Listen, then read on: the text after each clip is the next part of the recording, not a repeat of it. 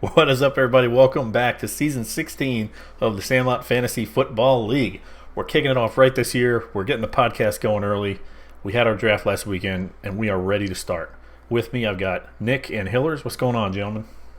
Hey guys. Happy birthday, Sandlot. It can drive now. I know. Has it been 16 years already? 16 years, Sandlot can drive. That's terrifying. Oh, that's so awful. Yeah, it'll end in a car crash just like most of our seasons. So, happy Senior Citizens Day, by the way, guys. I missed the wacky holiday introduction there. How did you guys celebrate? I was myself. I did have prunes for breakfast. You had what? Prunes? I had prunes for breakfast and had a glass of wine with dinner. So I was very sophisticated. I was very senior citizen-esque. And now I'm ready for. You're not asleep yet, so. True. Yeah. What time did you eat dinner? 5 o'clock. That's pretty early. Yeah. No, I really didn't. I had it at like 7 o'clock. Oh, okay. I did. Well, you always eat early. It's the best. Got to make time for fourth Best meal. time to eat. All right, so we're going to try to keep it snappy, as usual. Hour and a half incoming. We're going to start off with our standard draft podcast here. We're going to do a general overview of the draft. We're going to run through each team, try to keep it quick on each team. We're going to each try to have kind of one good, one bad take on it. We'll then do our first power rankings of the season, and then our predictions on how we think the season's going to go.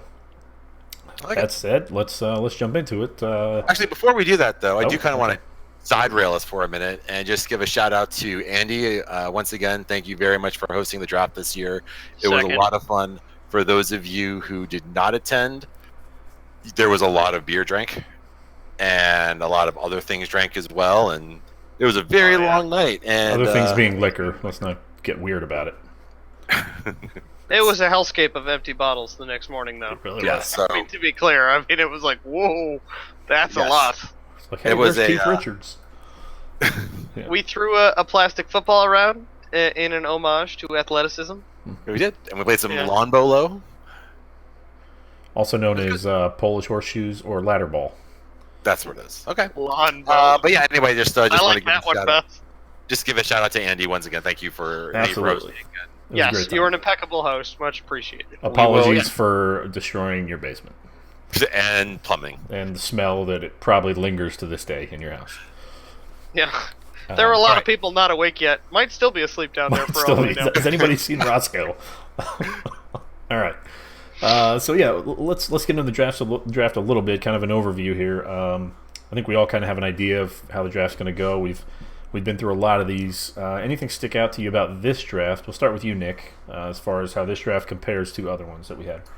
I think that we have gotten.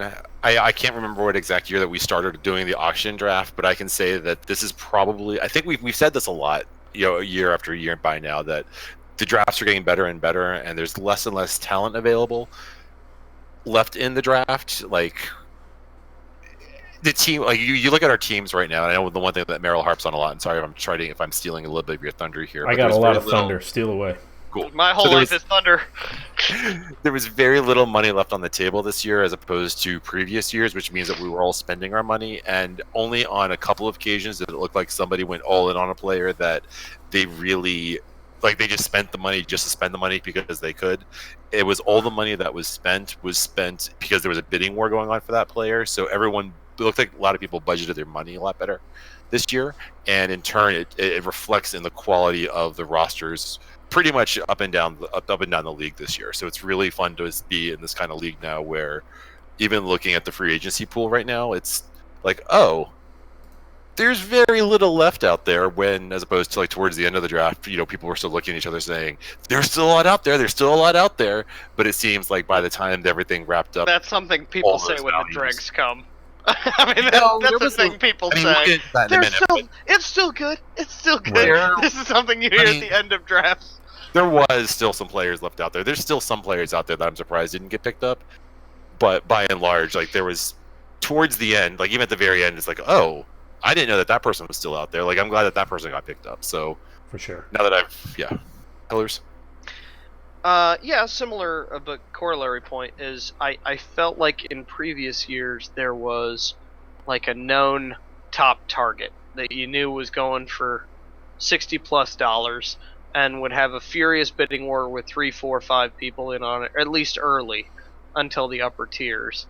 And maybe because of increased preparedness or less money being available or just people being less enthusiastic about some of the top rookies as compared to the keepers this year, I didn't feel that there was that top target, that must-have person that really sort of defined the draft. You didn't see someone going for some ludicrous amount of money, and then therefore slightly after that, you didn't see someone total garbage going for huge amounts. And I don't think people were willing to spend and there was Depends on your a little definition bit of of total garbage. No, a little bit of both things, of course, still existed, but it seemed less extreme to me this year than in previous years. I feel like normally in drafts we have a middle ground, right? We've got that like $20 to $30 players, like a few of those go. And this draft there were none of those. Like it was like 40 plus, and then a couple of 30 pluses, and then it was down to like 12, and like that was it. Like there was very few guys who went for like upper teens to mid 20s. And I think that's just because people really went all in. They realized like stars and scrubs is probably the way this is going to have to go, due to the amount of money that was out there in the draft. And there was a lot of scrubs in the draft, right? And due to the amount of scrubs that were left. But I mean, if you look at the keeper sheet, and actually, I'll pull up the draft sheet here. We can do this now. Okay. But if you look at the draft sheet, you can see pretty much everybody kept at least 3. Most kept 4 or more players, which means there's a lot of value that's kept, which means the inflation is going to be even higher. So those players who typically go for 30 in a standard redraft are going to go for almost $50 now, or even more. So that's kind of where I think a lot of that was. There's just a lot of money there. The other thing I'll say is Anthony ran the rules discussion, which really we got nothing out of at all. I don't think anything changed or anything passed, but I will say, Anthony, great job running that. Just running bullet point to bullet point. Kept us on track despite our drunken rambling. So well done there. Yeah, we hadn't even gotten that drunk yet, so I'm really glad that you were there to keep us on track with that, so thank you. Right. The other thing I will say is, like, I don't know, like, normally we can identify a best pick and a worst pick in the draft, and I can't find that when I look at this page. I don't feel like there's any pick that was terrible or any pick that was amazing. $30 keeper breeze wasn't that's not a pretty pick. Much known. Well, it's a choice. It's a choice right. in the draft. Sure. Right. And yes, and to what your point exactly, Meryl, what you were just touching on is that it does look like everyone has that. They went in and everyone got their one big target player that they wanted, and it was then, to your point exactly, Meryl, it's stars and scrubs. Be it scrub, not necessarily dollar scrubs, but it's like, okay, here's my 30+ player, and then now the rest of your roster is filled guys. out. Now your roster is filled out with like 8+ guys. Yeah. So that's exactly. Yeah, and I was saying to people after the draft, I went in with the most money. I didn't feel like I lost a bid on anyone I wanted at all. And then when I was done, I was like, meh. Yeah, what I mean? It's like I got everyone that I felt like I wanted. It's sometimes less than they thought they would have cost. And by the time I was done, I was like, well, that was the best when you were reading the Ronald Jones analysis before the draft, and it was something along the lines of, well, a total fundamental failure in everything last year. In everything, for every reason. This year can't be as bad, so but maybe he'll be better. Not. But maybe not. And you're just cracking up with that, and then, cut to an hour and a half later, Hillers is putting the final bid in on Ronald Jones. Welcome to Hiller's problem. Welcome to the problem. And, ironically, part of the problem. In many ways, more ways than one. It has layers. Any favorite moments, real quick, before we get started? A couple new terms coined this year. I mean, I don't think meat swinging was used quite as much in previous drafts as it was. Yeah. And now we know what to call it when someone decides to use they're having more money in an abusive fashion. Right. Draft day in general is just my favorite day of the year. I'm so glad that everyone can come out and how much fun we have. Like, it's just so much fun. I'm also now putting synthwave on in the background when I'm doing other things. Thanks for that, Grimes. Appreciate it. Grimes has a couple of converts to synthwave, which I'm shocked. Yeah. I mean, good for you, I guess, but bad for the rest of us. Yeah. All right. Let's get into it. We're going to start. We've got our divisional names, I think. We're going to start in this Murderer's Row division, quote unquote. Ugh. Yeah. So, worst name division. worst name division ever, or just this year? Hard to say. That's in the running. Yeah. It's in the running. And we're going to start the way my sheet started. We're going to start with the Wing Yay. They came in keeping, it was no mystery to anybody really. They kept Pat Mahomes, James Conner, Todd Gurley, Julian Edelman, and Mike Evans. The big picks he had were Miles Sanders was his big 30-plus guy. He only spent $30 on him. Moncrief for 10, O.J. Howard for 12, who was on his team last year, but he couldn't keep him. I think it was about $6 less. And then D.D. Westbrook for 9. Why don't we start with you, Hillers, on this team? What's your... Well, give me one good thing, one bad thing, and then we're going to move on. I'm going to cut you off if you start getting wordy, too. I'll do it. Okay. I'll do it. Fair enough. All right, that's enough. Nick, your turn. Malcolm Brown. Just kidding. Bad thing, lackluster draft. It's just because of lack of talent. And good thing, consistency across the roster. I mean, there's not a bad spot for him. Yeah, actually, I can pull this up here. So, what was the good thing you had there? Just lackluster draft. Like I didn't love anything that he did in his draft. I mean, if you want to pay $30 for Miles Sanders, okay, that's probably a little overvalue, and that's like his big deal. If he got a value in this draft, it's D.D. Westbrook. Sure. And he won't need him. So. Okay. Yeah. All right, Nick. I think that his best pick in the draft, well, we are really flying through this. He got Malcolm Brown for $2. I mean, I don't know how, in a league like this that we were able to let someone get their handcuff for less than $5.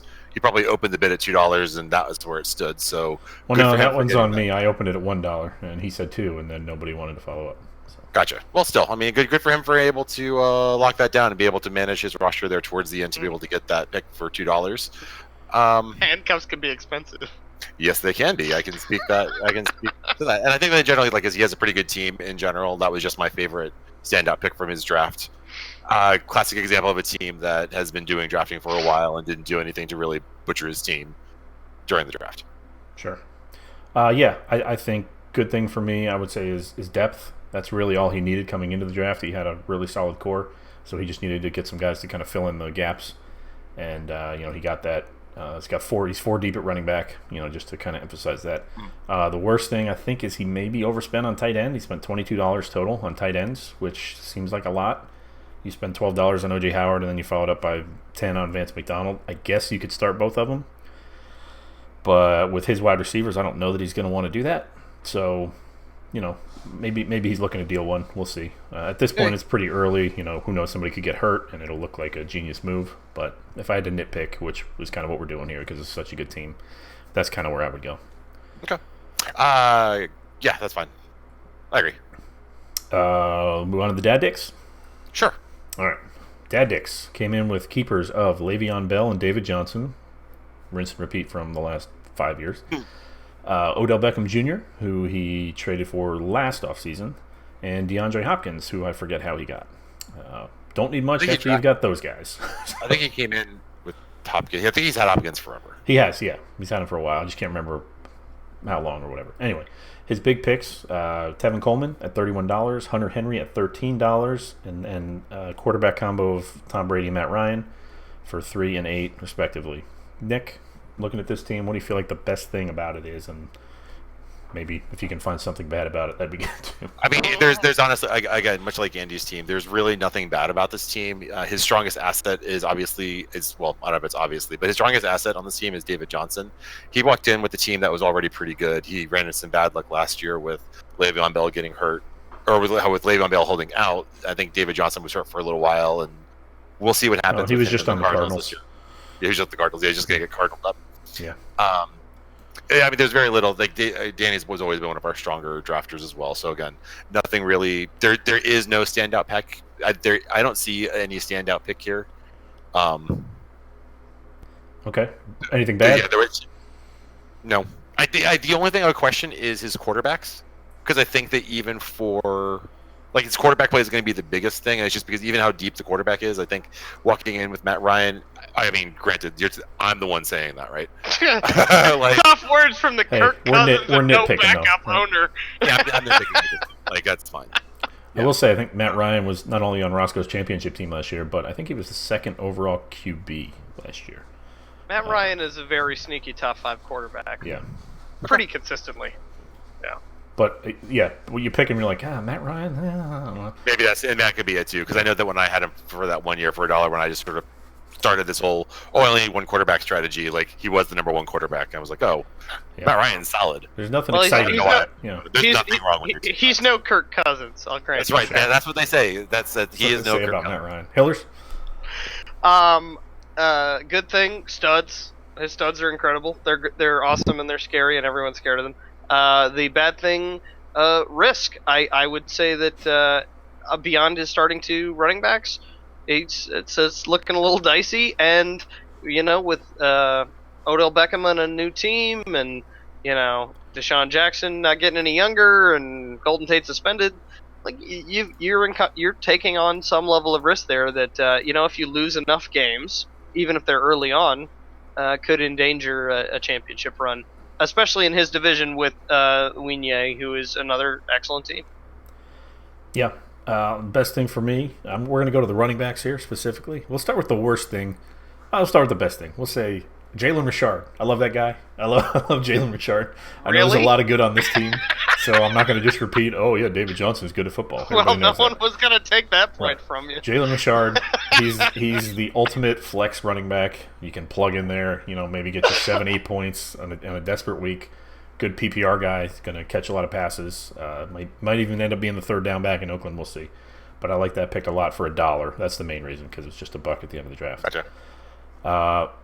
Worst thing, I think, is going to be Le'Veon Bell. I don't like anything about his situation. He's been out of football for a year. He's on the Jets offense, which is where talent goes to die. I think going from the Pittsburgh offense to the Jets offense is going to be very, very different for a lot of reasons. One, I don't believe in Sam Darnold at all, but I think Le'Veon Bell is going to disappoint him this year, and I think he will be up in the draft next year for us to go get if we want him. Do you want to do a side bet right now for Le'Veon Bell versus Jalen Richard? I'll get back to you on that. Okay, yeah, let's revisit that, shall we? What do you think? Where do you think Le'Veon is? Le'Veon top 10? No. Might finish top 20. I think maybe he's an RB2 by the end of the year if he stays healthy again, because he hasn't really played contact football and played tackle football in almost a year and a half now. So. Not like Norris got Jalen Richard. Right. If I say Le'Veon Bell is a top 20 back, you'll take that bet? No, because I think he'll probably be top 20. Whoa! Oh, okay. I think he'll probably be top 20. I'm just saying, this is a guy who's been a staple of this team. He's carried him, from time to time through the past few seasons, and I think this might be top the year 15. when his top 15. I'll take top 15. What are we betting? I say Le'Veon Bell is a top 15 I'm not going to bet a lot on this, by the way. Because I say Le'Veon Bell is going to be a top 15 back this year. I say he's he's saving not. his money for Jalen. Put it on the board! Okay. It's on the board. We don't know what we're betting. We'll get back to you on that. Totally botched that. All right, Okay, let's move on to TDJ. Touchdown Jesus. Let's find him here on my sheet. Sure. Why don't you go ahead and lead the discussion, Merrill? Okay, sure. Fine. I'll do it. Touchdown Jesus came in keeping Nick Chubb, Devontae Freeman, who he traded for last year. Very solid trade. For some reason, I still thought JD had him, but I think he traded Phillip Lindsay last year to get him. Pritchard out of it last year, made a dump trade. He traded JD, Phillip Lindsay, who was still in it and still healthy, for a hurt Devontae Freeman, and now he's reaping the rewards of that. Kept Tyreek Hill also. DJ Moore, which not that much of a shock, but kind of. We acquired him in a trade the week before. Oh, is that what happened? Okay. And then Evan Ingram at tight end. His big picks this year: Cam Newton at $13, can't quit him. Joe Mixon at $50, Josh Gordon at $11, and Kareem Hunt to handcuff Chubb week 11 on at $5. Nick, the best thing and the worst thing about Pritchard's team? I told you to go first, but if you want me to go first, that's fine. His strongest asset is Tyreek Hill. I think that this team's going to Hashtag analysis. Hashtag analysis. And it has nothing to do about his draft. I think his best His thing strongest is his asset is the number one receiver in fantasy football. Well, no, last year. why don't you talk about that, like all the teams, like regardless of what it is, like it's what is this team's strongest asset? Whether you drafted it or came in with a keeper, what is this team's like? What player is the team being built around? And right now, it's kind of Tyreek Hill. I feel like it's Tyreek Hill. I don't think Joe Mixon for $50 is really that. It's what the market dictated, so that's fine. I don't good for him. This team is very Pritchard. Like this is just a very he has his way of drafting, and that's it. Like all these players, I feel like are constantly guys that he goes after in the draft. Pritchard guys. Yeah. These are Pritchard guys, and that's great. Good for him. Okay. Yeah. Anything bad? I don't think that there's any. I was looking at it. There's nothing. He said it was Pritchard, guys. Isn't that the best? I don't know. He's a multiple champion, isn't he, Pritchard? So. Like I said, the thing that I don't like is Mixon, but I can't fault him for going for $50 because that's what the market dictated for him to be. So, yeah. All right, Hillers. That is what it is. Yeah. I mean, I'll start with the bad thing. I mean, this whole thing is like investing in the Cleveland running game as your sort of main investment as a squad is dark. That's a dark future, I think. I feel like that's not going to lead you to victory. If there is a good thing about this team, I will say that each of the people that he has potential to be way better than we think they're going to be right now. So it has that sort of Suicide Squad element to it, where you put these sort of derelicts together and maybe that they might work extraordinarily well, because there's not anybody on the team that I would say there's zero chance they do well. I have one question for Healers. Actually, this question is for Merrill. Merrill, do you want to ask him the question or do you want me to? Go ahead. It's your turn. I don't know what question you're referring to. It's okay. What is the Gonna Cleveland have to do your own dirty work. What's that? Oh, okay. I see. Okay. The Cleveland running backs situation, yeah. I feel like a Cleveland potentially committee situation running back is not the place where you're like, this is where we win. Who's in the committee? Chubb and Hunt. As you said yourself, he might come in and shadow him here after his suspension. Kareem Hunt's suspended till week 10 at least. After his suspension. Yeah. Okay. Yeah, I guess I don't love the Cleveland running game. He might have a decision to make, sure. Okay. Well, that's a crucial part of the season. I don't love his entire running back core, if we're going to put it that way. I don't like the whole deal. But I do like that each of his players could easily He's got some fence guys. My expectations by a lot. Got a lot of fence guys who could go either way. Sure. Okay. Best thing I think is his running backs. I think Devontae Freeman. How old do you guys think Devontae Freeman is? 25. Also 25. Oh, 27. Well, I thought you guys would have said older. 27. I would have said older had you not tried to frame it like because I asked it. Yeah. No, I would have said 26 if you hadn't asked it that way. Because everyone's an infant to me now. I see these things and are like, oh, can this decrepit old mummy even run? And he's like 5 years younger. Right. Than me. He was born. So in like 96. You're right. Like, God sakes. Yeah. So I just assume they're all 22. Yeah. And if I think they're old, then they're probably 25. Yeah. Okay. Well, I think I'm going to go back to what I started with. I think the Freeman trade he made at the end of last year, before the trade deadline, where he traded away Phillip Lindsay for a hurt Devontae Freeman, knowing he didn't have a chance. Trade. I think that was a great trade, and I think that's the best thing about his team coming in this year. The worst thing I'll say is I don't love his wide receiver 2 situation. Sure, Tyreek Hill's great, and I think DJ Moore is going to be good. But do you really want to rely on him week to week as your wide receiver 2? We'll see. I don't love it, but it could be great. He's also got Fitzgerald. Josh Gordon might be good. I mean, a lot of guys, defense guys, like you were talking about, Hillers. So I think if one of those wide receiver 2s works out, I think this is going to be a good team. Okay. Choops I have next. Let's scroll up to the Chupa knee brace. Or down, sorry. Yes. All right. Down. Chupa knee brace came in keeping Chris Carson, Phillip Lindsay, who they got in the trade from Pritchard, Tyler Boyd, Stephon Diggs, and Zach Ertz. His big picks, he had a bunch. One with the quarterback combo of Baker Mayfield for 11, Phillip Rivers for 5. Chris Carson for 22, Lamar Miller for 32, Brandon Cooks for 31, and Marvin Jones for 13. I believe you mentioned Chris Carson on both his draft and keeper list. Can you clarify? Oh, I'm sorry. Did he keep Carson or... Let's see. It looks like he did, yes. He kept Carson. So he did not draft Carson. That makes sense because that was a lot of money I just read off. Because he's a $22 player, which, as you already mentioned, would not have happened in the draft. Yeah, that's a good point. Fair. So let's take the Carson out. So then Lamar Miller 32, Cooks 31, and Marvin Jones at 13. Yeah. Hillers. See, I listen to you. Why don't we start with you? You have the best thing and the worst thing about JD's team. I think wide receiver depth is his best thing. I think that he's well appointed there to have easily a flex out of 1 out of 3 wide receivers most weeks, except for week 9, obviously, when 2 of them are out. Sucks for him. That one's probably going to be a loss.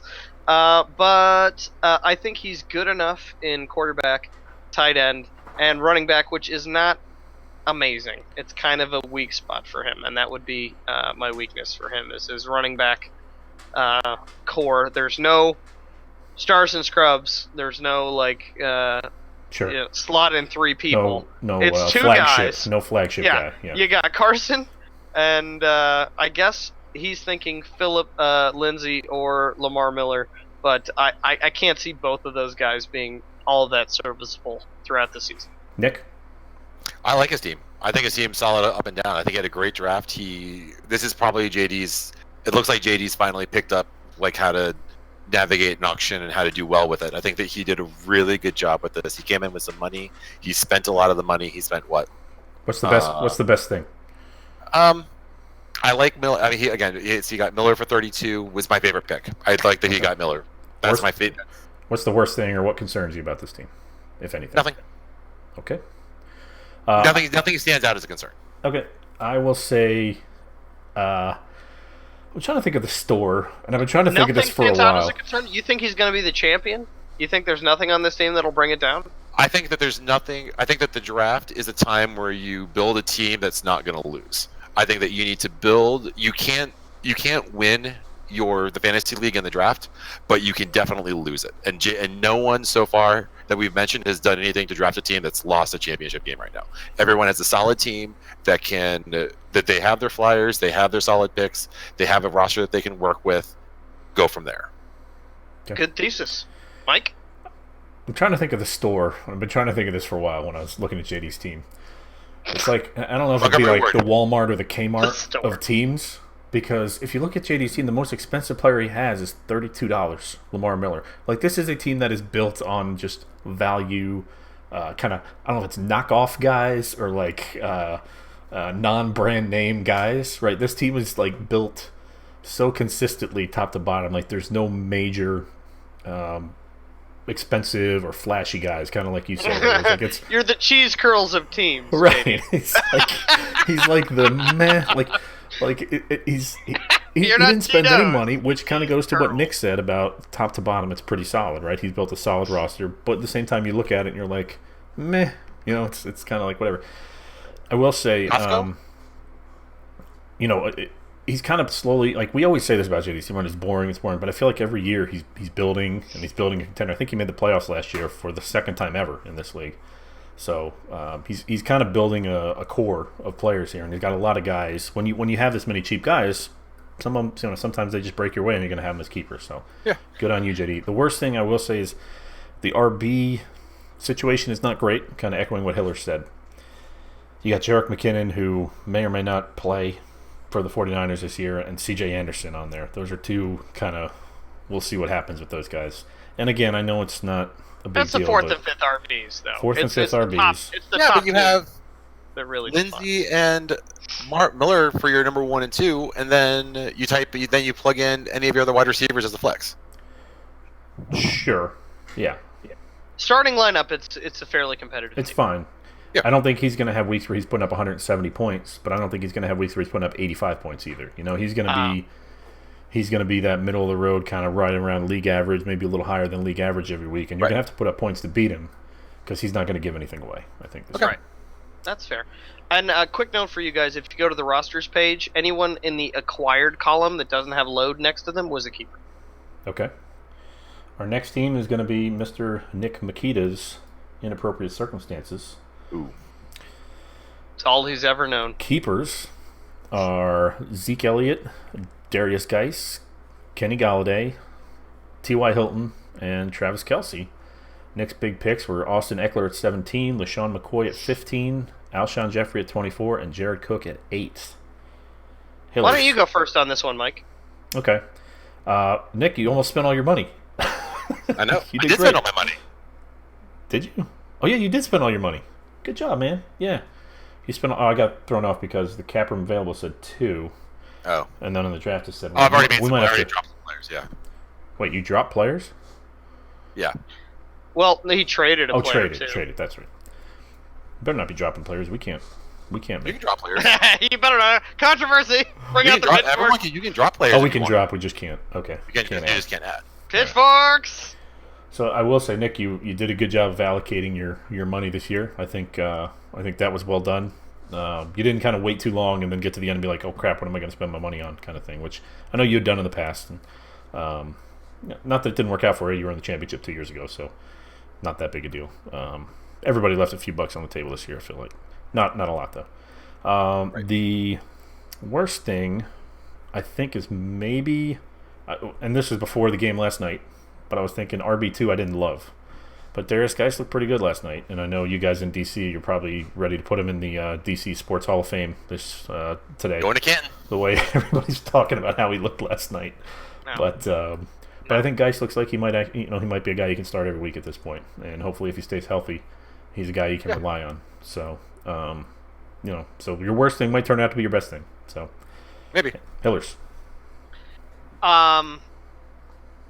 Best thing is is top players. The top studs are equal to any team in the league.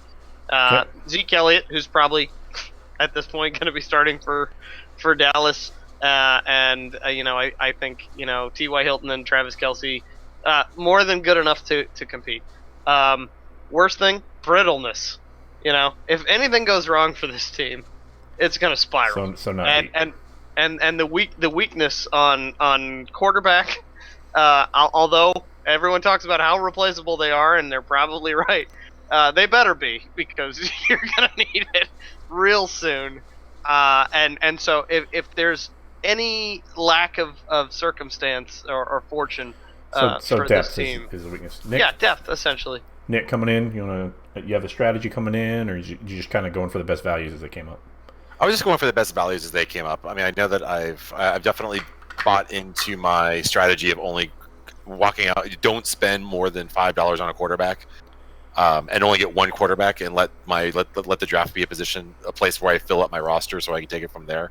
And anytime there was a quarterback, once the big guys were gone, like there was no point in chasing it. So when people were getting their second or third quarterback, I was like, you know what, you're burning a roster spot right now. I'll take the flyers on the rest of the guys. So that's fine. I didn't do a good job of it, although obviously I wish in hindsight I didn't get a second tight end. I would rather have used that spot to get like a fourth quarterback or a fourth running back, and maybe use that money to actually buy Pollard instead of having to trade for him, because I was just freaked out that I couldn't walk into the team and then have Zeke not play week 1 with this team. Like I had to get a running back.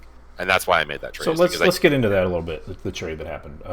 Sure. I think people are going to want to see it. But what my, it's your team, obviously, you manage how you want to. But I think what I would say is you still had about 2 weeks before you had to start Zeke, and anything could happen in those 2 weeks. So my concern, I was wondering what the rush was to get that trade done. My rush was news coming out that, okay, so my initial reaction was when Jerry Jones said Zeke who, I was like, okay, this is going to get out of hand, because now it's going to be a situation where Zeke's going to dig his heels even more. Dallas is going to be out of running back for the first 2 weeks, and then they're going to come back to Zeke, and Zeke's going to say, well, now you owe me like this money plus 10% because fuck you.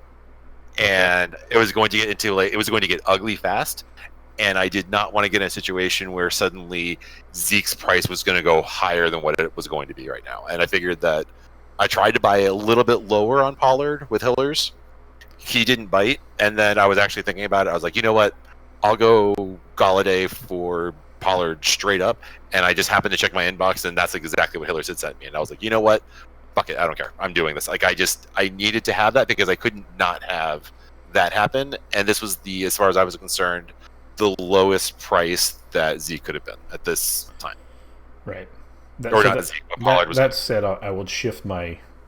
Sorry, now, as you were talking, I realized I'd shift my worst thing. It was going to be your RB2, but again, that's fixed. I will shift it now that you lost Galladay. I think wide receiver is probably going to be the worst thing for you at this point, which Probably. you can fix in the waiver wire. So Yeah, but I don't mind my wide receivers. Like it's having. There's always a week 1 wide receiver that crops up. That's like Hilton, Jeffrey, Sutton. Yeah. Washington. Right. Hillers, any thoughts on the trade? I mean, no comment. Okay, fair. All right, let's jump to Cyborg Tony Romo, our next team. Roscoe came in, our champion, his first year in the league. We're all very happy about that. Came in keeping Aaron Jones. I'm not that happy about it. Alvin Kamara. Would have Juju, rather have been me. Robert Woods, and George Kittle. All guys who he acquired last year because he came in with one, well, except Kamara. Actually, he did acquire Kamara last year. He traded OBJ for him. So there's not one player left from Brett's team that he took over at this point. He came in, his big picks were Russell Wilson at 7 and Lamar Jackson at $6 for his quarterbacks. He got David Montgomery for $46, his biggest one. Bryce Freeman for $10 and Chris Godwin for $22. He won the Chris Godwin sweepstakes. Next Hall of Famer. The $22 player that you were looking for. That's who it is. It's Chris Godwin. Based on the hype around Chris Godwin this year, they put him in Canton already too. Him and Darius, guys. Hillers, why don't you start here on Tony Romo's team, Cyborg Tony Romo? Sure. Best thing, worst thing. We got to pick it up. We're getting long. Okay. Yeah. Okay. Best thing. Wide receiver starters. Worst thing. Overall diciness. I mean, he's made a gamble on everyone that's not named Kamara or Schuster or Woods. Okay. Nick. I actually agree with that. I think that, yeah, I mean, he's building his team around Kamara, and his big gamble as a rookie, and we'll see. I mean, obviously, this is what the price for running backs are for rookies. So actually, cheaper than previous years. That's about right. I mean, that's about the right price. So that's probably what it should be. But I think that Kamara's the right team, and I think that Roscoe's definitely proven that he's got waiver savvy, and he'll make trades, and he'll do what he needs to do. So again, there's nothing to hate about this team, and he's building it around Alvin Kamara. Yep. Okay. Best thing I will say was the trade he made last year when he traded Leonard Fournette for Aaron Jones. Somehow he had Fournette somehow. Yeah, he traded T.Y. Hilton. Oh, traded T.Y. Hilton for Aaron Jones. And then he got Aaron Jones, and then T.Y. Hilton went somewhere else. Anyway, so he to my team. Right. I have. No. I traded him Aaron Jones for T.Y. Hilton straight up, and that's how I got T.Y. and he got Aaron Jones. So I think him getting Aaron Jones was probably I'm going to say was the best thing he did. Probably. Other than obviously getting Kamara, which is the anchor of this team. The worst thing, I look at this team and it's like, yeah, he's got 2 really good running backs. I guess maybe 3, depending on what you think of Montgomery. And then I'm like, oh, he's got 2 really good receivers. And then I'm like thinking the flex. Let's not forget George Kittle. Right. I mean, Kittle's amazing, but I'm worried about the flex. And you could say this about any team, but look, this is the league champion we're talking about here. So, if you got to pick a bad thing, I mean, you got to find something, right? So, I don't love his flex options, I'll say. I'm not a David Montgomery believer, but maybe he works out. Also, kicker and defense. Try a little harder. Yeah, try harder. Patty Van Winkle, our next team. Let's get into this one. Wow, what was that? That was having to deal with Patty Van Winkle. Patty Van Winkle comes in. Draft analysis. Keeping Drew Brees at $30, Carson Wentz at $10, Sony Michel, and Julio Jones. His big picks were Rashad Penny at 22, Adrian Peterson at 15, Robbie Anderson at 15, and Sammy Watkins at 15. He kept AP. Yeah, that's what I said. Adrian Peterson at 15. All right. Yeah. Nick, best and worst thing. Sorry, I'm gonna go a little bit long here. Probably this is can go over the 30 seconds. But Patty, I like you a lot. Let me address the camera here. Hang on, Patty. I like you a lot, and I don't think that you're a bad person per se. I just wonder. It took a I dark just. turn. I have a feeling this one's gonna go Well, downhill on you, I Patty. don't know if you're evil. It's not bad to be a giant spider. Doesn't mean I have to like it. Classic Doesn't mean I have to example. like. No, like this team, it's That's a This quote is- from a long time ago, Patty. We're not talking about you being a giant Yeah. spider. That's something. so this is an example of a team that did not draft well, and that quite possibly has definitely put themselves behind the eight ball in terms of how not to draft a team. Coming in, keeping two quarterbacks you drafted Carson Wentz the first year that he was available, and you've kept two quarterbacks for 2 years. One of which is now $30, which is a lot of money that could have been spent somewhere else. You then drafted a third quarterback, so that's two roster spots that could have been freed up. That's No, he two didn't roster draft spots. a third. You did. No. I see Breeze and Wentz on He's his got roster. two. Didn't you draft a third quarterback? Nope. I apologize. Maybe this team isn't as bad as I thought. Maybe read the website before you give your your full analysis. Maybe I should. Sorry. But yeah, no. I think that's it. It's that $30. You're keeping those two quarterbacks. Maybe just totally All right. snowballed this. Best thing. So I got Best thing. best thing. Nothing. Okay. Pillars. Yeah, it's Julio Jones for 35. Best thing, I'm gonna say Moxie, and worst thing, I'm gonna say flammability, Okay. and that this is a fire that may burn all season. He's yeah. Yeah. How do you like that? What was that? 7 seconds? Yeah. Good job, Hillers. Best thing is I think Sony Michel getting him last year for $15. Pretty solid. That's something that could provide value for years to come, depending on how the Patriots go over the next few years. But I think that's probably the best thing. Worst thing, he could have kept Leonard Fournette, and instead he chose to keep Breeze, which, not that they're exactly the same price, but they're in that same ballpark, right? Fournette was like 44-ish, something like that. Right. In the Breeze draft. is 30. I probably would have gone Fournette. Fournette would look really good on this team as opposed to Carlos Hyde or Rashad. Like, who's running back 2 here now that Darius Geis is on the AP? Redskins? AP? And I mean, playing. I know the guy's hype is big, but he might not be buying AP into that. might not make the team.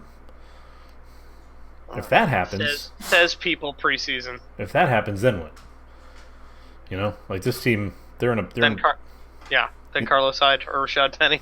Well, whoever Carlos does best. Hyde might not make the team. Right. Like, Well, there's- I didn't say it was good. That's why I said flammability was the weak. Yeah. Anyway, But so I think but no wait. I do think this team merits one additional question. If you were Patty, what do you do? Mike. it's fair. I'm gonna need some time on that one. I'll tell you what I would Hey, do. let's come back to it. Go Let's come I'll take tell you it. what I would do. We're gonna have a lot You have- all season to talk about this. You have. I only Drew Brees- asked it of one team. Sorry. Go Sorry, ahead. go ahead. Nick. No, you have Drew Brees and Carson Wentz. That would be the starting. That would be the starting block for trying to make a trade. Try to deal one. To try to deal one. Like that's not. You can't trade one for one, but you can do a Wentz, or you can probably do a Breeze. You could do a Breeze Watkins trade to anyone who likes the Kansas City Chiefs in our league, who may have a quarterback who has a sprained ankle. He's not gonna do that. I know, but I like that answer Sure. is to capitalize on the weaknesses of other teams to your relative strengths. Try to And leverage he only it. has one. You got to trade trade a quarterback for any player you can start at this point. I mean, because right now you've got 2 quarterbacks. The problem with that is you can only start one, so you've got either $30 or $10, and he's probably starting Wentz. So you probably got Breeze at $30 sitting on your bench all season, which is just At this point, that $30 doesn't matter. At this point, that Right. $30 is dead money. right. But we're talking Yeah. about the draft, which this was a part of the draft. He had No, $30 no, less than no. draft The money. question Oh. was now. If Yeah, you're now. Patty, Oh, what sure. do Now you do? can deal him and nobody cares because nobody's keeping him. Right. Right. So that's fine. Whatever. All right. Let's move on. Well, my answer was find out how desperate people are for Julio Jones and get the best rookies you can get. yeah. Would I mean, be, you get would be to. my approach. I mean, give it a go this season. If it's not going your way, wait. Week 6, 7, make a trade. Julio is a prime trade target. You could trade him for a hurt younger player who's got a cheap salary who will be back next year. Classic dump move. It's worked out. We've talked about a couple teams that did that last year, and Aaron Jones, Devontae Freeman, guys like that.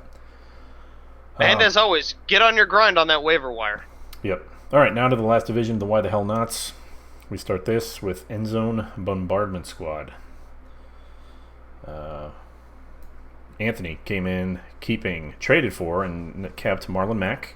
Also decided to keep James White. He threw back another running back. I forget who it was that I thought he might keep. But Antonio Brown and Michael Thomas. Pretty solid core there. His big picks were Melvin Gordon at 37, which kind of tilted him for a little bit. Kenyon Drake at 16. Allen Robinson at 20. I think when Allen Robinson went for 20, that's when we were all like, oh, buckle up. Here we go, right? Like it was – that's when it was time. We're like, oh, this is going to be expensive. And then who's the Sanders? Emmanuel Sanders at 10, which is looking like a solid pick right now because the way he's looked in the preseason. I'll start here. I think the best thing here is this is a swing for the fences kind of team. Oh, yeah. There's a lot of question marks on this team, but there's also a lot of potential star power and points on this team. So, the best thing I think is the risk reward that he's taken. The worst thing I think is the risk reward that he's taken. I mean, nice. Good answer. Yeah, I think it could go either way for this team, and I think he realized that. But if Melvin Gordon's out, he's not dead in the water, but that's really going to hurt him quite a bit. So, that's what I'll say. Nick. My favorite pick of this team was Melvin Gordon for 37. As someone who picked up Zeke the year that he was supposed to be suspended for 6 games, where he was suspended for 6 games or 4 games, whatever it was, I got him for a steal, and it was because no one wanted him. And it was like, and as soon as I got him for that, I was like, you know what, fine, I'll punt this season. I will shift my thinking to try to build what I can from here. But yeah, no, I think that if he. Even though that's not the case, because he still has Michael Thomas and Antonio Brown, but Melvin Gordon at $37 is going to be a keeper for. So on that point, though, extended the life of Melvin Gordon. If I may, Watson could have kept Melvin Gordon for.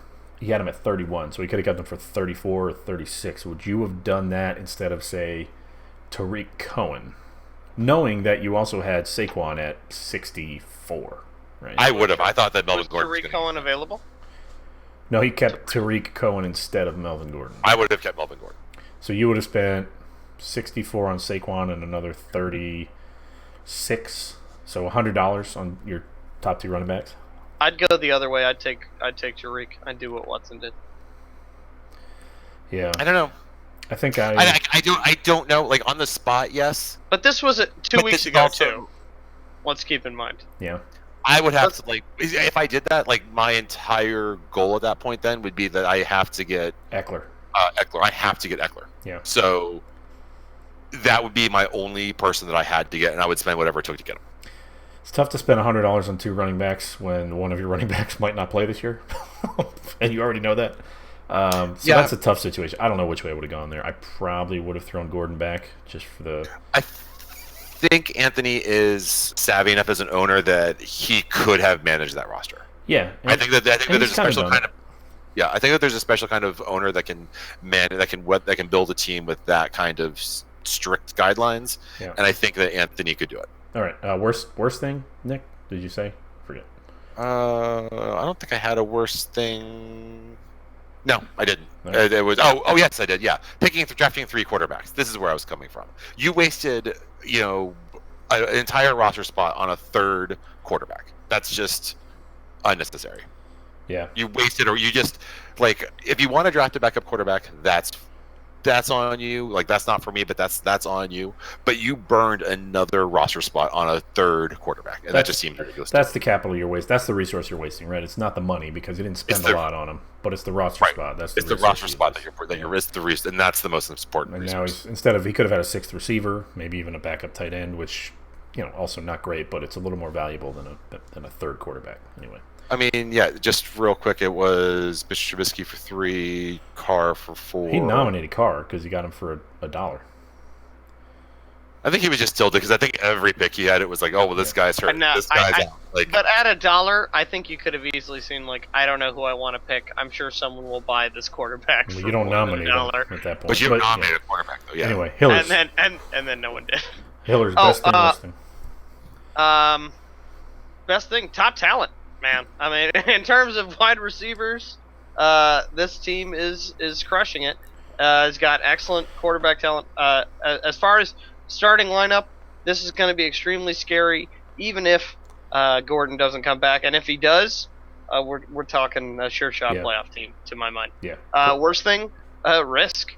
I mean, Gordon might not come back. You got people that are, kind of hurt. You got people that are kind of old or have a frozen foot.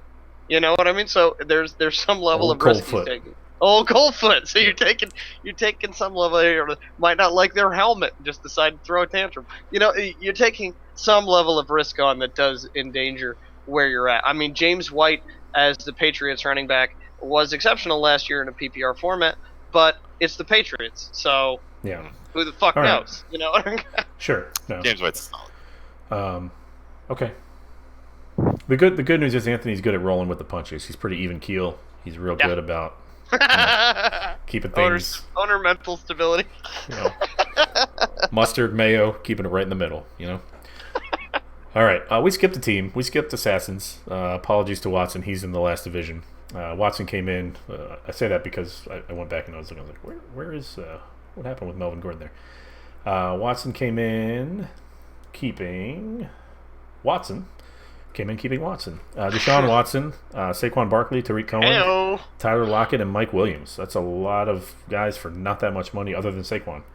So his big picks were he went with Ben Roethlisberger at 5. Josh Jacobs, he won the Josh Jacobs sweepstakes at 46, which I think was probably the best rookie value that at least of the big 3 running backs that were out there. AJ Green. The best rookie hype is what you mean. AJ Green is 17. I mean, he went for the same as David Montgomery, and I'd much rather have Jacobs than Montgomery, I think. Right. AJ Green is 17 and Curtis Samuel at 6, which I think was also a good buy. A lot of people are liking Samuel this year. We'll start with you, Hillers, on this team. Best and worst. Worst thing I'll start with is overinvestment. He's built his team on stars and scrubs. And betting on the fact that his sleepers will make him dynasty level. Best thing, I kind of agree. I like his sleepers, and I think that he's going to be an extremely successful team based on that. It might take a while, but I think he'll be able to do that. Whether he can sustain that into future years, I don't know. I think he's definitely got a roster that says, I'm gunning it this year. Okay. Nick? I mean, strongest asset is Barkley, obviously. I don't love his wide receivers. And again, talking about the resource during the draft is if you have Deshaun Watson, I think that spending $5 on Roethlisberger was a waste of a roster spot at that point. That's $5 and a roster spot that could have been spent doing something else. Like it's. Yeah, are you going to start Big Ben over Deshaun Watson? You're never gonna do that. Not so this I think that's like you have him for depth. Unless I get it. He gets hurt, and you're not going to get Roethlisberger. Someone like Roethlisberger maybe on free agency, but who knows? And that's just again another resource that you burned. I don't love his wide receivers, but I think that you've hit the nail on the head. That this team's solid. Yeah, it's still solid. I just don't love his wide receivers. Best thing. You don't love his wide receivers. I'm going to say the best thing is the value of his wide receivers, though. I mean, AJ Green at 17 is the most expensive one, and then there's nobody else above 10, right? So it's not like he $17 for every game he plays this year. Sure, maybe. So it's not like he spent a ton of money. Maybe Corey Davis breaks out. Tyler Lockett's looking like he's going to be better this year, and maybe Curtis Samuel breaks out. Like he went value and sleeper, kind of like you were saying, Hillers, on his wide receivers. So maybe you kind of have to when you've got $61 and a $46 running back. Worst thing is this team. This team took a gigantic hit this preseason and having to let Melvin Gordon go. Imagine this team with Saquon and Melvin Gordon, instead of which he would have kept if Gordon was actually playing and practicing. Like, imagine if that was the case versus what he's got now. Josh Jacobs. Right, but I mean, exactly to your point, though, is he keeps Melvin. I mean, obviously, hindsight's 2020, right? So clearly, like, we're not saying like you could have done this, but I am going to say that a little bit here and say that. Well, no, but it's a different situation. I mean, you could have kept. But if you could have kept Gordon for 35, right? So let's say you could have kept Gordon for 35. So now you have $11 instead of getting Josh Jacobs. You have $11 right now saved to spend towards getting Eckler. Right. Because that's the cost difference. Because that's the cost difference, right? Sure. So you have $11 right now. Okay, cool. That's where my $11 comes from. What did Austin Eckler go for? He went for He's 19. on your team. Yeah, so that $11 wouldn't have got it done. No, but it would have got him down to. But now he only has to find $8, $5 of which came from Roethlisberger. So now you have to find $3 in the draft. Right? Again, hindsight's 2020. Yeah. I'm not saying that this is right, but I'm just saying. Also, what if is a fruitless game? It is. It totally is. And I get that, and I know that this is revision. I'm just going back and saying at the end of last season and all through last season, we were saying, man, this guy's got 2 running backs that are going to carry this team. And all of a sudden, this preseason, Melvin Gordon says, you know what? Right. I don't feel like playing football this year, and that's like, I mean, it's just a shot right in the gonads on that one. I mean, that one sucks. Who knows? Jacobs could be like that next guy. And Josh Jacobs might be that guy, but he had a good 1-2 punch there, and that really hurts him. So anyway, I think overall pretty good draft for Watson though. Yeah. All right, back to our division. Hiller's Problem is our next team up. Great name, love it. Hillers came in keeping Kerryon Johnson, Geronimo Allison, and Calvin Ridley. His big picks were Aaron Rodgers at 12, Leonard Fournette 45, Derrick Henry 32. All these were pretty early too. He spent big early, which turned out to be pretty smart. Tony Pollard, no, who's Pollard? Yeah, Pollard, right? Tony Pollard at 11. Is it Tony Pollard? Is it? Okay. No one will ever know from here on out. Yeah, it's a sure. It doesn't matter. When you buy a car from him down in Dallas in about 3 years, I don't know. He'll tell you. Christian Kirk for 20, Big Tony. Will Fuller for 10, and then you went with the tight end combination of Ebron and Reed for 5 and 9. Nick, best and worst thing. Best and worst thing. Okay, again, you wasted it's the 3 quarterbacks. All right, that's your easy worst thing. Let's go to best thing. My easiest thing, best thing. I don't like him. He's burned me. I'm done with him. I'm done drafting him. But I like Fournette. I hate everything about him, but I like him. I hate everything about him except for him. I've had him for 2 years. He was frustrating, and I know that now that I don't have him, he'll probably be fine. Out of all the juke joints in all the world. All right.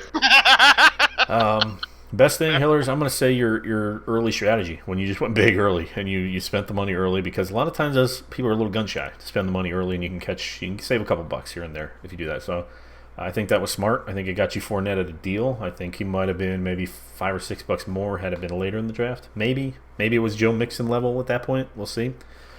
Derrick Henry at 32 again. No one likes Derrick Henry. No one likes Derrick Henry. Let's I don't like Derrick Henry. No one loves Derrick Henry more than I do, or no one likes Derrick Henry. That might be true, Mike. Yeah. No, I really don't like him. But anyway, one does. The early spending, I think, was smart. Worst thing, wide receivers, which I had down Wednesday when we were going to do the podcast initially, but that has changed since then. I still think it's the worst thing about your team, but it's better now. Sure. You're working on it. It's slightly better. Well, here's the thing. What did I have to draft? There wasn't. Everything. There wasn't a hell of a lot out there, honestly, in terms of talent. I mean, I had guys like Fuller and Kirk to get, and so I went and got them. Yeah. You had a whole day's worth of players to get. Yeah, you need. So let's go through it, Hillers. Coming in, what was your strategy, real quick? Oh, I had a ton of money. Decide who I thought the best bets were and purchase them. Okay, so you had some targets lined up ahead of time that you were going to go for? Yeah, I knew I wanted Fournette. Okay. I knew I was going to get him. And then I knew I wanted to get whoever was second or third or fourth down the line of running back at whatever they cost. And then I also ended up getting Ronald Jones, who I openly mocked prior to the draft. Who had about 13 rushing yards last year. Who was known as an utter failure on all fronts. So, next value. team is the duplex of mediocrity. Oh man, this is got to do some adjustments here on my. I'm gonna hide us just so we can see the rest of Dave's team. And we'll hide the kicker. Duplex and Mediocrity is our next team here because he's at the bottom of the window. It doesn't work great. They came in keeping Jared Goff, Duke Johnson. Dave loves Duke Johnson. Devontae Adams, Amari Cooper, and is that it? Is that the 4? I wrote Duke down twice for some reason. Yeah, that's it. It's worth writing twice. His big picks were Dalvin Cook at 51 was the big one. Mark Ingram at 37 and Jarvis Landry at 21. Hillers, best thing and worst thing. Best thing, draft strategy. Worst thing, I think overall lack of competitiveness as compared to the league's very best teams. I think this is an excellent team. I just don't think they can beat the best teams. I think they're consistent. They're deep. Their top players and their depth is not as good as the very top. So I don't see this as a team winning necessarily the championship, but I like everything they do. Nick? I think this was a very Dave draft. I like the pick of Dalvin Cook because that was the best player available in the draft. So you had to go after. So I mean, that's what he was going to go for, regardless. At least he wasn't $63 last year. And never again. Never again. And no, once again, this is just a team that didn't botch the draft. Like, it was. Dave's been doing this for as long as most of us have, and he's definitely got into that zone and knows how to draft a team. So this is a very Dave draft, and we'll see what happens. Best thing, Dave spent his money this year. I feel like in past drafts, he's gotten to the point where he's had a ton of money left and there's not a ton of talent left. And this year, I don't think he did that. I don't know if he learned from it or just the timing worked out better or whatever. I mean, it happens to all of us sometimes in these drafts. But I feel like this year he kind of went for it a little earlier than he typically does. Worst thing... Very common in men of our age. The maybe his running back stability. I like Dalvin Cook, but then from there, it's like... He doesn't really have another. I guess Ingram is technically the number 1 running back in Baltimore, but this is, new team. We'll see how that. I like Ingram this year. There's just a lot of question marks around that offense and if that's going to work. They got Justice Hill there. They drafted. They got, they got some guys. Guys. So shout out to Ito Smith as his last pick. Are you shouting out to Ito? Yeah. Shout out Ito Smith. If you're listening to Ito Smith, shout out. Ito, my boy Ito. All right, last team is the Hitmen. Hang on, I gotta fix my. Oh, isn't that coincidental? Oh, look at this. We have all the time in the world. I'm talking about my first team. or last. You would have hated it, Nick. I know. So whatever. Haters gonna hate. Hitmen. Shake it off. I came in keeping Run CMC, Dame Williams. Not a thing. Keenan Allen and Adam Thielen. My picks didn't have a lot of them. Big pick was Cooper Kupp at 31. After that, it was Jordan Howard at 8, Caitlin Balaj at 7, and Kyler Murray at 7. We'll start with Nick this time. Best thing, worst thing. Really. I like all your Kupp. This is just going to be a cop out. Like, I like everything about your team. Your best pick was Cooper Kupp because, again, best wide receiver. He was one of the more expensive players to get. You got him. You filled out the rest of your roster. You've been doing this for a while. You know what you're going after. Good job. No worst thing. Hillers? Best thing, your top 3 players. Worst thing, every other player. Who are the top 3? To my mind, it's McCaffrey and Keenan Allen and Adam Thielen. Okay. I will say that your quarterback, like, you say what you will about like everyone else's quarterback position, about again me having Kirk Cousins. Is I will say what I will. You will. Your quarterbacks are very unproven. Yeah, 48 points and a rookie. Yeah. As of last season. Yeah, I think that your Pretty team rough. has like a combined NFL experience of like 5 NFL games. Yeah. I'm a believer in Kyler. I think Kyler's gonna have a good year. So. Some of us have extra if it doesn't work out. Yeah, quarterbacks are out there. I'm not too worried about it. Yeah, it's by extra I mean we'll be on the waivers as soon as the waivers are open because I didn't necessarily intend to draft 3 quarterbacks. So. Yeah, I think best thing. I guess it's weird saying that about your own team, but I think my strategy was a little different this year. I went with a few more upside guys. I tend to go with the older, more quote unquote reliable veterans. Hillers, we always argue about that a lot. We do. You hate anybody over the age of like 24, and stats over name, baby. Stats over name. And I kind of went a little younger, a little more unproven with some of the players this year.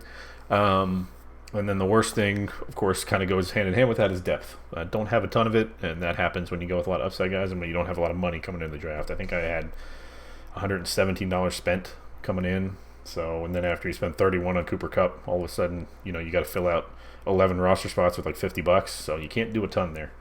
Right. Who do you see being your number 2 running back here? Damian Williams. Okay. How the mighty have fallen with Jordan Howard. You wouldn't believe the offers I was getting for Jordan Howard 2 years ago. And now he's $8 and nowhere. Yeah. Well, And Miles Sanders. He's not your number 2. Yeah, he might be on waivers in a few weeks. We'll see. He might be your best running back. He could be. I mean, there is a non-zero chance that happens. But was Cooper Kupp like one of your targets? Yeah. Okay. I like Cooper Kupp. I like in PPR. I like the slot receivers, man. Keenan Allen, Adam Thielen, Cooper Kupp. These guys who get a lot of targets. Get a lot of middle of the field stuff. So that's kind of where I focus. Sterling Shepard, another one. Mohamed Sanu, I think is slot receiver too. So, Mohamed Sanu. Yeah. Someone always thinks Mohamed Sanu will save Really slot receivers. Those are number 2. Every year, someone's like, no, Sanu's good. Sanu's fine. That's $2. This will be fine. Mohamed Sanu is like the ultimate low end flex play. Like he's right. Yes. He's that's 4 catches for 42 yards. He's TJ Hughes-Mazada.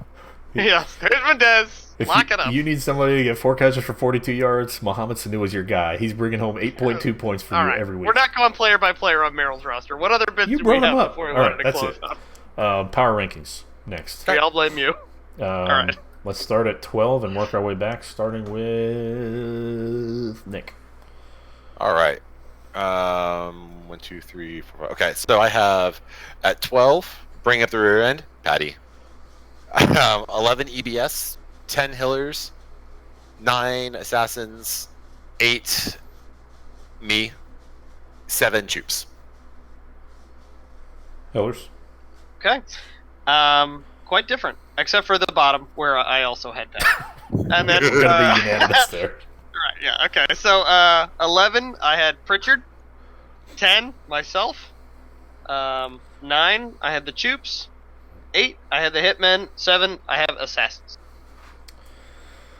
Keep in mind, I think that these are based on the draft alone, pretty much. This is also keeping in mind last year's preseason predictions were wildly inaccurate. I had Roscoe number 12 in the power rankings preseason. So if you're mad, yeah, keep that close to your heart. Keep in mind we have no idea what we're talking about. Yeah, let that hate burn. Let it fuel you. At 12, I've got Patty. At 11, I've got Nick. 10, I've got the Choops. 9, I've got me. At 8, I've got Hillers. And at 7, I've got Anthony. The way I did it, I had a spreadsheet where I actually ranked positions and calculated points and everything. It was weird. So, holy shit. Yeah. So we both pretty much have the same bottom 6, just in different orders. Yeah. Okay. Except for the 12. Number 12 is unanimous. Right. It is known. It is known. Okay. Nick. So number 6, I have Weenye. 7, I have Pritchard. 8, I have Cyborg Tony, our reigning champ, Cyborg Tony Romo. That was at 4. I'm sorry. At 3, I have Hitman. At 2, I have Duplex, and at 1, I have our perennial favorite. Whoa, 2 for Duplex. 2. They really love it. Old choice. Yeah. I mean, 3-time champion. I get it. Yeah, you're allowed to put some points in for owner savvy. Yes, absolutely. Over history. I just like Dave's team. I've really liked it. I do like Dave's team. There's just nothing. Like I said, this is about purely coming out of the draft. What do I think of our teams? Right. Yeah. Hillers. At 6, I have Duplex. At 5, I have EBS, which is probably as high as. Oh, I'm sorry. At 5, I have Inappropriate Circumstances. At 4, I have EBS. At 3, I have Cyborg Tony Romo. At 2, I have Dad Dix. And at number 1, I have Weenye, Masters of Elegance. Oh, Andy loves being preseason number 1. Loves it. Never works out for him. There he is. Right there at the top of the list. Yeah. Deal with it. At 6, I've got the Assassins. At 5, I've got the Duplex. 4, I've got Touchdown Jesus. At 3, Cyborg Tony Romo. 2 Wiener, 1 Dad Dicks. All right. Dad Dicks. No, they're not unanimous. One. Never mind. All right, you want to do real quick divisional? Who wins each division? We can kind of do it off power rankings. So what does that mean for your power rankings here? I actually didn't do it off power rankings because I figured if one was the winner of the other one, and I hate to give credit to like any particular division, but like if one was the winner, they would sink down. So anyway, in any case, I had, since I'm exhausting this, I had Wiener, Cyborg Tony Romo, and Ed Zone Bombardment Squad winning their respective divisions. Okay. Nick? I'm gonna go with Duplex. Fuck it, I'm going for me division champion. All right. There you go. Throwing down the gauntlet. I like the confidence. Yes. Dad Dicks. All right. Yeah, I've got, I guess, Dad Dicks, Cyborg, Tony Romo, and who's my top rank here? Wow. I do not have our division ranked high at all anywhere. I guess it's Dave. Yeah, Dave winning our division. I have Dead Dicks and Duplex as my wild cards. Yeah, and I would have Wiener and Touchdown Jesus, I think. I love how far Yeah. down you had to go on your list. I have him 5th. To come up with a division winner. Yeah, so that would be Wiener and TDJ, all 3 playoff teams from Murderers Row, which would be bad news for you, JD, because that means they're beating up on you all year long. I hope that's not the case, but anyway. Nick. Yeah, they'd have to pummel him. Wild cards. Wild cards. You know what I mean? It's improbable mathematically. Cyborg Tony Romo. And EBS, because they're going to be stupid. They're going to pick it up on the waivers. I think you picked EBS to win the division. No, I had Dave to pick the Duplex to pick the division. He did. Oh, you did. That's right. Okay. All right. Good job, guys. Let's end this thing. Let's shut it down. Podcast complete. Thanks for joining. Good news, guys. That's the news on your team. That's the consensus opinion it. on all your horrible choices. Let it be known. Let it be known. All right. 4 Hillers, 4 Nick. Signing off. Talk to you guys later.